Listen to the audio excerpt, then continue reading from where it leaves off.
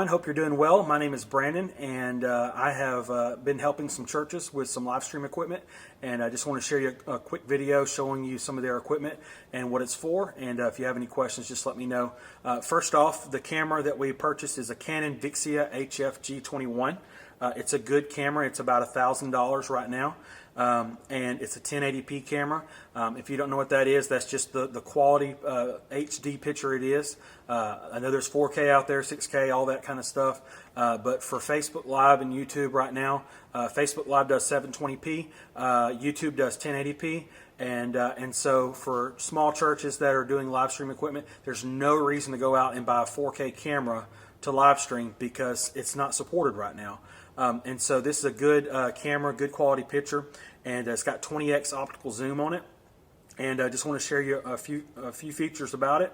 And if some of it may be overkill, but I just want to show you some of the smaller things just in case you may not know. First off, we got our, it comes with a regular lens cover, but we put this on the front, and it's got a little flap to open and close on there. It's got the touch screen on it that you can view on all that kind of stuff, and it's good quality as well. You don't have to sit there and keep moving your finger trying to get it to connect. It pretty much goes with whatever your finger does on there. I know some of the older ones you had to like push really hard and all that kind of stuff, but it's good there. Behind there is a little door that's got your SD cards. Right now we have two 64 gig SD cards in there. Each one will do about 4 hours at 1080p, or at least that's been in my experience. And you can make this camera to where it records to one SD card, and when it gets full, it goes to the next one. You can make it record to both of them at the same time in case you're worried about losing film or footage on certain ones. But I mainly just use one, and if it gets full, I just erase it. But I keep the second one there just in case. And so it's got the eyepiece if you need it, and it pulls out a little bit. But to be honest with you, I never really used that. Good battery on it. It usually lasts about 2 hours on a full charge. And then underneath we already have our tripod clamp hooked up to it. This doesn't fit on a normal tripod. The camera does, but this particular clamp on here does not, and so it slides onto it. And we have the VT4000 by Magnus on here, and I'll show you all that in just a minute. Over here on the other side next to the handle, on the back side, there's a place for AV out, which is not important for this particular case, but it has the power input right there to where you plug it in to charge, and so that's right there. And then on the front side, on the other side of the handle, you'll see a little red place for a mic, and then it's got a mini HDMI out, and that's what the main thing we're going to be using right here. Basically, what we're going to do is we use this little cable right here. It's got mini HDMI on one side, and then goes to a regular HDMI on the other side. And I recommend just leaving that in there all the time, unless you're taking this out and being portable with it somewhere else. But if you're just like wheeling around the church, or you have to just unplug it from certain things, I leave this plug in so that way it doesn't wear out that input. It'll wear this out before it wears this out. And so I may be crazy on that, but that's just the way I think on there. Underneath, it's got a little manual zoom as well, but I don't ever really mess with that as well. And so anyways, that's pretty much it in there. There's more places where you can plug in certain things. It does have a built-in mic, but I like to use the Canon DM100, which I'm going to talk about in just a minute. And so before we go there, right on the top is the zoom. You can change the settings to where it's a fast zoom or a slow zoom. You just have to go in and change it all. Slow zoom is really good if you're trying to zoom in on a speaker or something like that, someone that's giving some kind of presentation. But it's horrible if you're trying to like do something quick because it goes slow. And so you just have to kind of pick what's best for your needs on there. On the very top, it has a place that looks like a little cursive S on there, and that's where you plug in the microphone that we're going to be using. And you just slide that little piece back, and it stays attached. And then here is the Canon DM100 microphone. It's got some little pins underneath. You just slide them into the slot, and you're going to feel it kind of latch. Then it has this little dial that you're going to twist to tighten it in place, and then it's good to go. The cool thing about this mic, which is the first time I purchased this mic for any church or anything like that, and I wish we had it on our camera, but we have a little different setup. So, but the cool thing about it is on the back it's got 3 settings. One is shotgun, one is 90 degrees, and one's 120 degrees.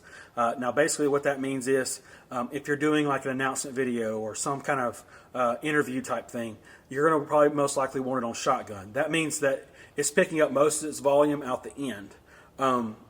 That doesn't mean it won't pick up background noise. It just means that most of the input is coming from the end of the mic. It also has mics going down the side of it. So if you put 90 degrees, you're going to pick up a little bit more background noise. And then if you do 120, then you're going to pick up a lot more background noise. And that just kind of depends on what you're going to be using it for. Most likely, if you're in a church setting, you're probably going to be doing announcement videos with like something like this or some kind of special recording. And I would probably just recommend leaving it on shotgun, but you just flip the switch and all that kind of stuff. The good thing about this camera and the mic and all that kind of stuff is it's great with doing automatic on the volume, and so there's not a lot of spikes when you try to put it in to whatever software that you're editing on and all that kind of stuff. But it's very good at making sure there's not a lot of spikes and all that kind of stuff in the volume. The other thing about it, this particular camera is this mic, the DM100, to my knowledge, only fits the Vixia series. So, like right now, personally, our church has a Canon XA11, which is basically just like this camera. The handle's different, but like the quality of everything, the optical zoom, all that kind of stuff, it's pretty much the same thing. But it doesn't have a place for this. It doesn't fit it. So to my knowledge, don't buy the DM100 if you want to put it on a different mic, a different camera other than the Vixia, unless you know for sure. And it'll show the little cursive S Mini on there if it fits. And so to take this off, you just loosen it up, and then you just slide it back, and you're good to go on there. And it also does come with a windscreen. If you're going to be outdoors, very important, so that way you're not picking up a lot of wind. And I tested this out on a windy day at our house, and it did really well, just for a few moments, and didn't pick up any wind, still picked up background noise if we wanted it, and so a good little windscreen there. So I'm going to go ahead and mount this on the tripod real quick. Let me lower this a little bit so you'll be able to see. And then, like I said, this is the Magnus VT4000. And what you do is it kind of slides in there, and there's a red pin on this side, and that red pin is kind of like the locking mechanism on it. And so once it's pushed in and it slides in there, even though the camera's not locked into place yet, it's locked on top of it, so that way it doesn't fall out. So that little pin, if you want to take the camera out, you just push that pin in and it slides right out. But I'll show you a few more things real quick before we take it off. So to get it on there, you push the pin, do all that kind of stuff. And underneath the handle, there's a little latch, and that locks the camera into place so that way it doesn't move on there. The lock over here is for up and down. And then the lock down here is for left and right. Now, it's got 2 different ways to extend the length on here. Mainly the same way that all tripods work. You just pull that lever and just go back and forth. But say that you pull them out all the way and you're on unlevel ground, maybe you're doing something outside or whatever, or you're in a hurry and you think you got it pretty much set, but it's not showing that it's even on the little level up here. Then the cool thing about this one is it's got this little handle underneath. You just loosen it up, and then the camera can be moved and positioned to where even though the tripod may not be level, so to speak, the camera will be level. And so that's a really good feature. It's got 1 arm on it, but it does have a place for a second one if you want to. But right now we use one on ours as well.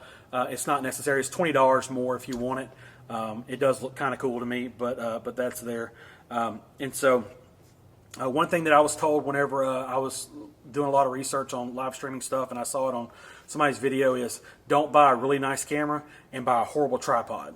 And the reason why is because say you want to go left and right. I have a cheap tripod that I used to use for my old camera just for personal use, and that sucker just twitches like crazy and all that kind of stuff. Maybe not that bad, but when you're trying to turn it, it just jerks a little bit and it's not smooth. And so I recommend this one. It's expensive for a tripod, but it's not expensive for a tripod. So in other words, it's expensive if you're a small church on a budget or whatever, but it's not like one of those that costs an extreme amount. And so anyways, it's a good quality one, and we've had no problems out of it whatsoever. So to kind of go on to the next part of the equipment, like I said, this is the HDMI, mini HDMI to HDI. And I know I kind of rambled there a little bit, but it's mini HDMI to HDMI. And basically, when you plug that into the camera, you're going to have it dangling down. And it's right there. And you're going to plug in an HDMI cable to it. And then what you're going to do from there is most of the time you're not going to have your camera next to your computer or your ATEM switcher that you're going to be live streaming off of, and so you're going to have to make a run probably more than 25 feet. So any HDMI cable is good for about 25 feet, but after 25 feet, it's not really recommended. You can do 50, you can do 100 with a booster, but I just wouldn't recommend it just from some experiences that I've had. And so you want to switch it to something that's called SDI. And so we went from mini HDMI to HDMI, and they make these adapters from Blackmagic, and it's called, this particular one is a HDMI to SDI. And I know there's a lot of eyes in this, just stay with me or whatever. But it's got USB power out, and you can buy them with power cable or not. I always recommend getting them with.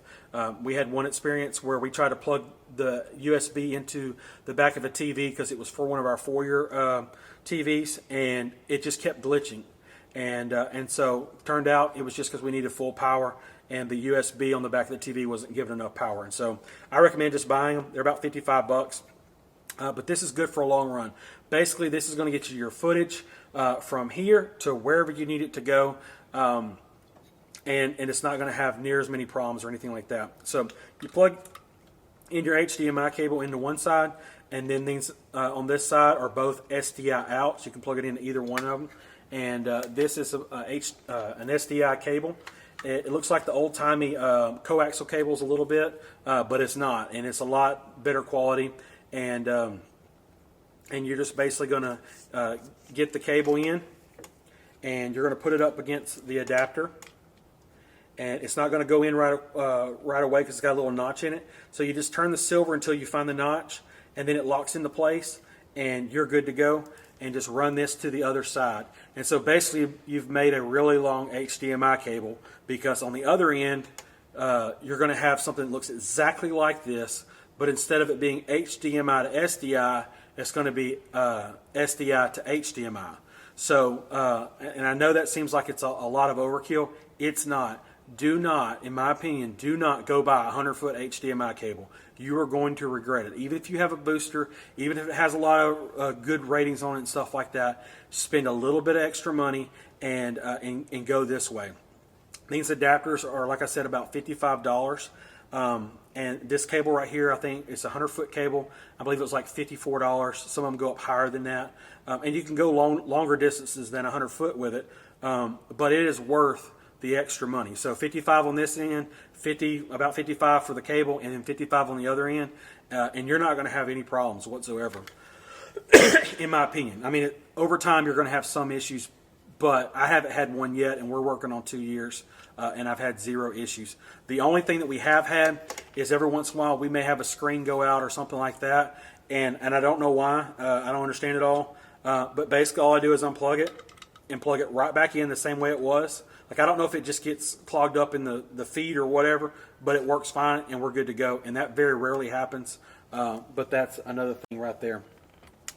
So that's pretty much it on the cabling part. To our ATEM switcher. It's going to be a Blackmagic ATEM Mini Pro, and they just were released a couple weeks ago before this video was made, and so they are fixing to ship those out, and we are hoping to have it next week. But basically, you're going to feed that into there. The ATEM has 4 inputs, and so we're going to have a computer on one doing ProPresenter. The other input's going to be a camera, and then we have 2 other options if we want to do more cameras or whatever, but it leaves a little more room for if you want to expand on there. But coming out of the ATEM switcher, you're going to run this USB-C cable to your computer. Now, if your computer doesn't have USB-C, you do USB-C to USB 3.0. I know that's a lot of information, but you can do that as well. But this one, because of the computer that we're using, it has USB-C, so it's a USB-C on both ends.